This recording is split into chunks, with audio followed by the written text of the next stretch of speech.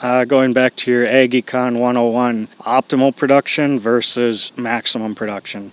Just because you can produce 300 bushel an acre corn doesn't mean that's the most productive point to be at.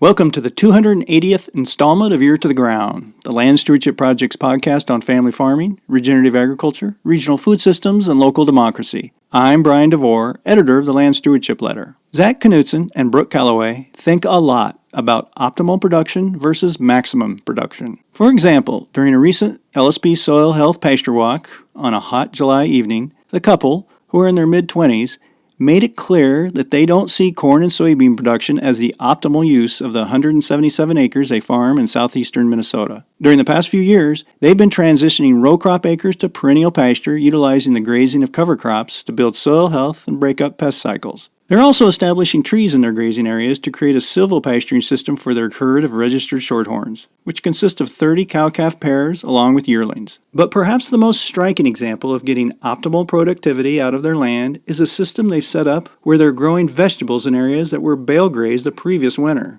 During the tour, Zach and Brooke led participants through these fenced-off bright green patches that exist in one of their permanent pastures, and, in one case, in their barnyard. As we parted the grasses that had grown up in the bedding pack, a riot of peppers, tomatoes, cabbages, beets, and broccoli revealed themselves. As Zach pointed out, their vegetable plots won't win any blue ribbons at the fair, but they're a low-labor, relatively pest-free way to get productivity out of parcels of land that may otherwise produce little economic value during the depths of summer. While many may see stepping off the conventional corn-soybean path and mixing grazing, vegetables, and silvopasturing as a gamble, Zach, who works in agricultural risk management, actually considers this system a safer way to start a farm business. That's particularly true at a time when sky-high input costs, fluctuating markets, and extreme weather are making commodity crop production akin to taking a spin on an agricultural roulette wheel. After the field day, I talked to Brooke and Zach about their focus on getting optimal production out of this land and why they don't see a future in corn and soybean farming. Zach started out by describing 3 methods they've been testing out in the process of converting cropland to pasture. So we're testing out 3 different methods of converting cropland from conventional corn and soybeans to perennial pastures. The first method we tried was in April 2020. We took a couple fields that were, fringe pieces that weren't really worth growing as corn and beans, 3-4 acres, and we decided to just drill in some perennial pasture mix right into the corn stubble, no sort of pre-treatment or anything, just put it in there to see what would happen. It actually worked out really well. We didn't really follow any conventional wisdom in that approach, in that we didn't use a nurse crop, we didn't prepare with any sort of cover crops, and we actually grazed it for the first time 6 weeks after planting, which is a big no-no by all conventional advice. We grazed it 6 times, but we stopped grazing it mid-August, and the following year it was a beautiful stand of grass that did very, very well. So it rebounded and it survived a lot of the abuse that should have knocked it out but didn't. The next field we planted in April 2021. It was soybeans the year before, and we no-till drilled a mixture of a 5-way perennial mix with oats and forage peas as the nurse crop. After a couple months, we baled the oats and peas, made baleage out of it, and we stockpiled it for winter. Once the ground got below 25 degrees and we figured it was dormant, we went out there and grazed it. We were advised not to touch it that year and to take a crop of hay off it for the first season. This year we went against that and just grazed it once it was dormant, and this spring it came up very nicely. It outperformed our winter cereal rye as far as early spring growth, and we've grazed through it all once. There was about 30 acres of that we didn't get to in time to graze it before we were concerned about losing all nutritional value, so we baled that. We had incredible tonnage off that, 4 bales per acre, or 4.5 really, and they were 5x6s, so probably 1,500 to 1,600 pounds. Baled that. Now we're going to let it rest and come back and graze it later. The third approach that we're trying is still a work in progress. There's a field we planted 2 winter cover crops in October of 2020 following soybeans. And then spring of 2021, or rather summer, we planted summer annuals. We grazed the winter cover crop, we grazed the summer annuals. August of 2021, we planted a winter cover mix again. We grazed that last fall. It was kind of a mixture of the winter mix of winter cereal rye, vetch, and daikon radish, along with the sorghum that was left over from the summer annuals. So we grazed that in the fall. And then in the spring, we grazed the regrowth of the rye and the vetch. We grazed it down really hard, trying to knock back the rye before we planted another batch of different summer annuals this summer. The vetch came roaring back. A lot of it is out there, almost too much. It's pretty, I'll say. Yeah, it's a field of purple. Yeah. Gorgeous.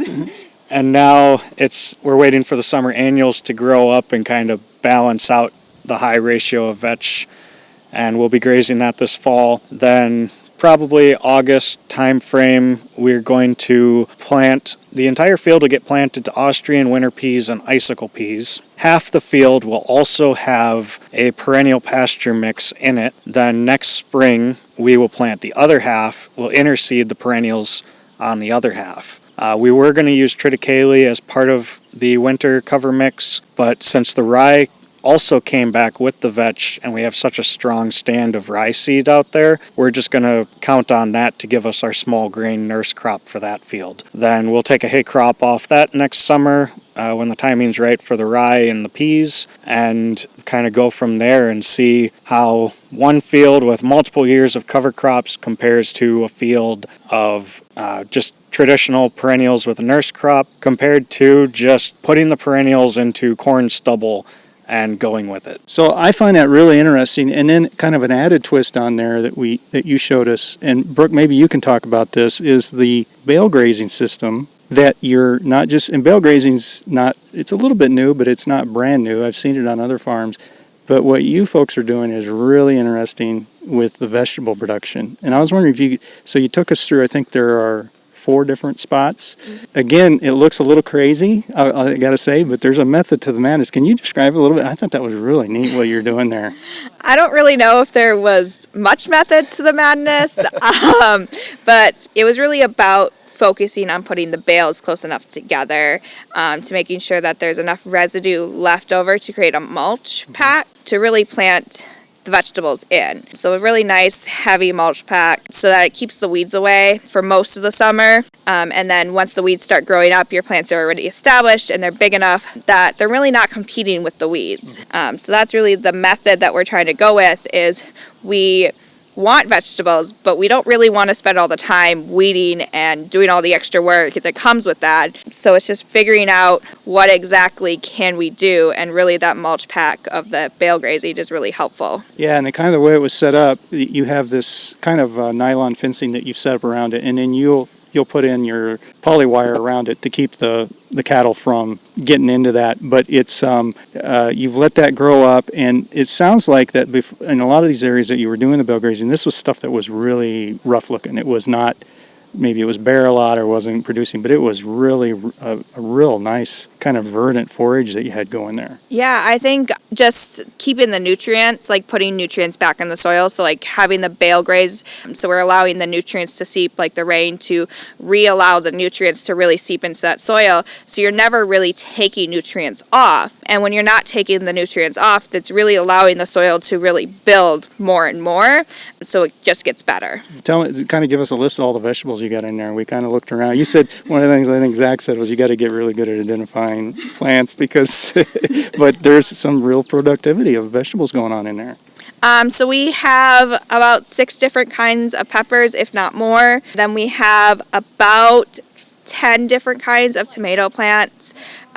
We have 6 different cabbage plants. We got some beets, some radishes, 3 different bean plants. We have 3 broccoli and Brussels sprouts, and then we have a kale and Brussels sprout new developmental plant that we're testing out for a greenhouse nearby. And don't forget the huckleberries. Yes, the huckleberries. Those are going to be interesting. I think we're actually going to pick those this weekend, see if we can get a nice can out of them and see what they turn out like. Well, one of the disadvantages you talked about a little bit is that harvest time might be a little interesting, but one of the advantages is I know there were some vegetable producers that were here, and they were impressed that you do not have tomato blight. We've grown tomatoes in the past, and when those leaves touch the ground, we got to prune them off because you get all sorts of soil-borne pathogens that are really bad with tomato leaves and make the plants sick. Our plants, we haven't trellised them, so for example, there's a cherry tomato plant out there that has split into 6 separate stalks that are each at least 4 feet tall, and it's just plopped flat on the ground, and yet there's no sign of any sort of fungus or infection on any of the leaves in over 140 tomato plants crammed into one area. And our theory as to why that disease isn't there is, A, we started with the bale residue. So there was protection, there was already armor on top of the soil. We're not dealing with bare soil that is transferring the pathogens. But also, the other thing, we're not picking all the weeds. We've got all this grass that grew up when it was cool out, and they've kind of created this buffer or this mat under the tomatoes that even though the tomatoes are laying out sprawled on the ground, they're not actually on the soil. Some of them would probably look better if we trellised them, but the grass is also providing somewhat of a support system under the plants that it is keeping them up a bit. And it seems like it's doing it enough. And we haven't sprayed any sort of fungicide, pesticides. We haven't sprayed anything out there. We put the plants in, we watered them when we transplanted them, and we walked away. They are very healthy looking plants. We have the same tomato plants planted up in pots by the house that were planted about, maybe the next day when we weren't so tired anymore. Exact same varieties came from the exact same place that are showing some of those spots and signs, and the only thing we can attribute it to is that armor on the soil from the bale residue and the grass kind of keeping it up. I heard, I don't know if it was you, Zach, or Brooke, maybe both of you explained it. Part of the advantage to this system is these are areas that might be, especially this time of year, not super productive. They might be kind of almost sacrifice areas. But this is the time of year when vegetables kind of come into their own. So you got the grazing out of there, you got the bale grazing, you got the building the soil health and getting that armor on there, but now it's almost like you're getting a double crop off of it in a way. Yeah, and we're really seeing that up in our barnyard. Since we had that really late spring and we were feeding hay, into May, in our barnyard where we fed those hay bales, there is no grass growing. It's just bale residue. But we went in and we planted like your zucchini, pumpkin, watermelon, sweet corn, cucumbers, just took those seeds and just pushed them into the mulch. We didn't even have to dig them into the ground, just get them under the mulch, get them covered with a little bit of moist soil or mulch, and they're just thriving. And we're standing out there's a couple little patches where the grass is maybe 4 or 5 inches tall, and it's been resting since May, and that's all that's come through that mulch. But now we've got plants, the zucchini's already got a flower on it, 3 weeks after planting. So we're going to be getting all sorts of productivity off that patch that, like you said, Brian, it wouldn't have been productive. Yeah. So we're taking our opportunity cost to produce those vegetables for land is zero. You're not taking anything out of production that wasn't already going to be out of production. Yeah. And we just built a little electric fence around those areas and to keep the cows out. It just happened that it's in a nice spot that we were actually able to use the border of that fence to help direct our flow of cattle into our corral for working them. So it made life a little bit easier by happenstance, but just working around that, I think I'm really excited about seeing those come through. Well, that's something that reminded me of. You work in financial risk management, and I've heard you talk about this before, in that one of the things you really look at is it might not be the most productive kind of in volume base, but you're looking at profitability, and that's something that maybe farmers could really benefit from, is kind of looking at the profitability rather than always looking at how much yield am I getting per acre, that kind of thing. Exactly. Going back to your Ag Econ 101, optimal production versus maximum production. Just because you can produce 300 bushel an acre corn doesn't mean that's the most productive point to be at. Yeah, we focus a lot more on the optimal productivity rather than maximum productivity.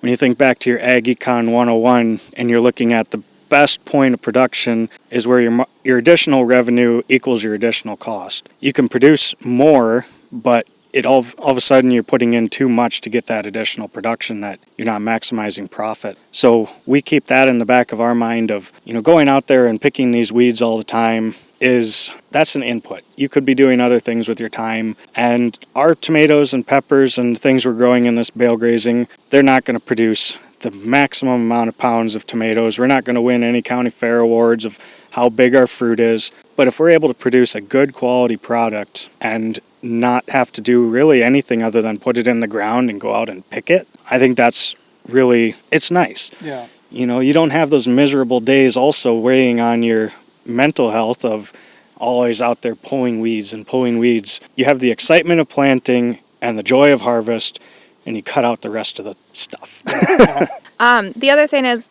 even though we're not getting optimal production on it because the ground isn't usable, by planting those peppers and tomatoes after we go in and really harvest them in fall, the cows will go out there and they will be grazing the plants. So we will be getting some use off of that forage, at least this year still. It'll probably be actually more than what we would have got had we not planted the peppers and tomatoes there. So they are getting forage and they will eat them all up and they will be gone by the time they are done. Yeah. So. One of the things that there was a lot of interest in on the pasture walk that we did, and it's another example of you really are getting away from the row crop system as much as possible, it looks like, is the silvopasture. Can you describe a little bit what you're kind of doing with that? And one of the things you had mentioned was the benefits of shade, and that's just not like, well, it'd be nice for the cattle to feel comfortable. There's some real productivity issues with having that kind of natural shade system that you're trying to set up. Yeah, silvopasture is just this huge rabbit hole to get into.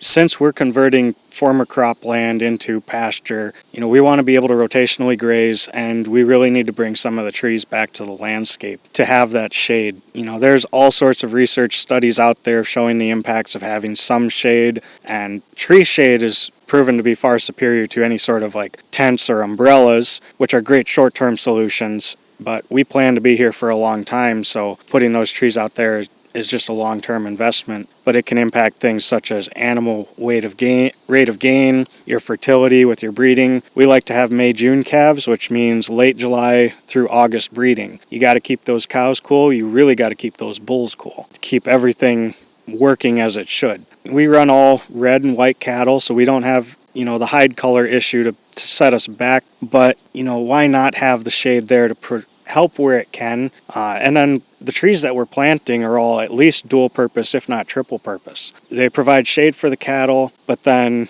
the oaks, we burn wood for warming our house. Oak wood, if we plant 25, 30 trees every year, 10, 15 years down the road, we'll just start harvesting those and we'll have a nice supply of easy trees to get to. We've got honey locust out there to provide some pods for the animals to eat, and then the honey locust is also a nitrogen fixer, so it'll pull nitrogen out of the air and supplement the grass around it to increase that productivity.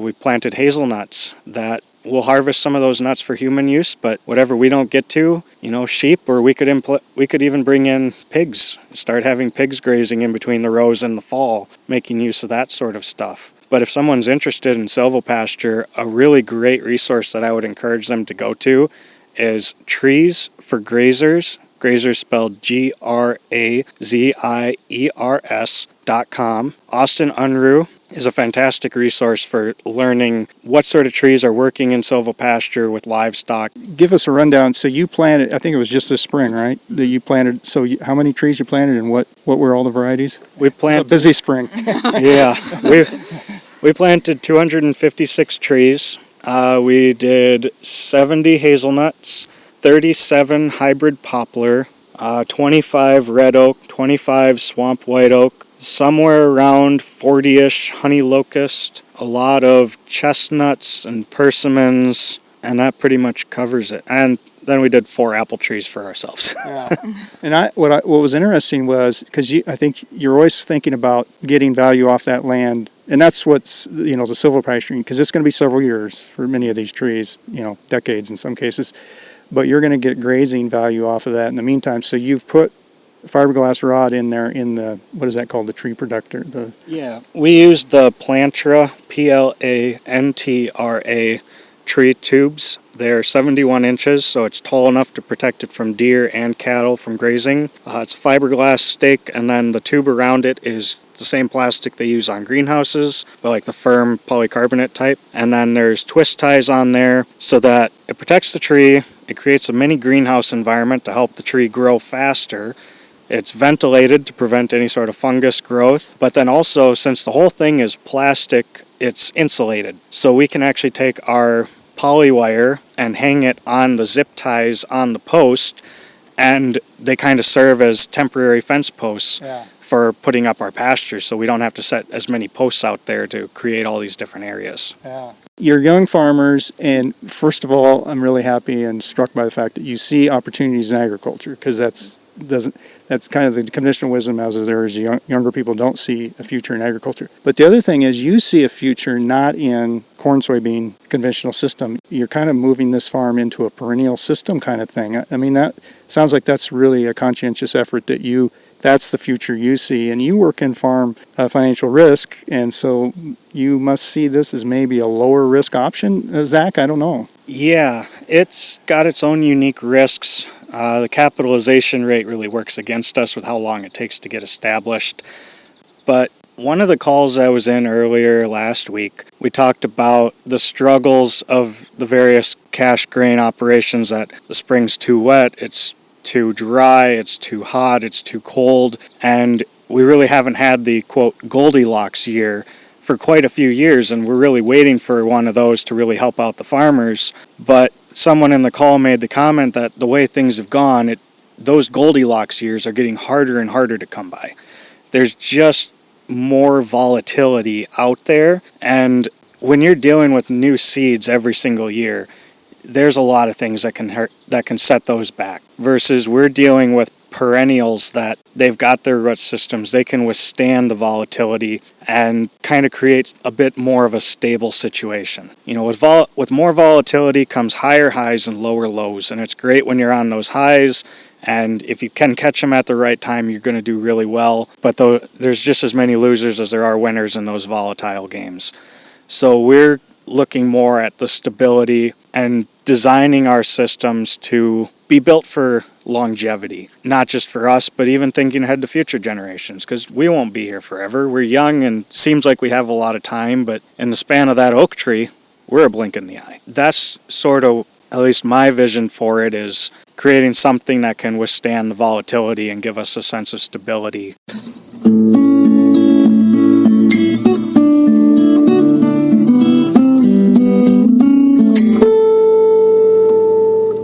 For more on grazing and profitability, see LSB's soil health page at landstewardshipproject.org. A link to a previous interview with Zach Knutson is available on the podcast page for Ear to the Ground episode number 280 at landstewardshipproject.org. If you have comments or suggestions about this podcast, contact Brian DeVore at bdevore at landstewardshipproject.org, or you can call 612-816-9342. By the way, it helps us greatly if you can give Ear to the Ground a rating on iTunes, Stitcher, or whatever podcast platform you utilize. Thanks to Laura Borgendale, a Western Minnesota musician, for Ear to the Ground's theme music. And a special thank you to all of Land Stewardship Project's members who make initiatives such as this podcast possible. If you're not a member, visit landstewardshipproject.org to learn how you can support LSP. Thanks for listening.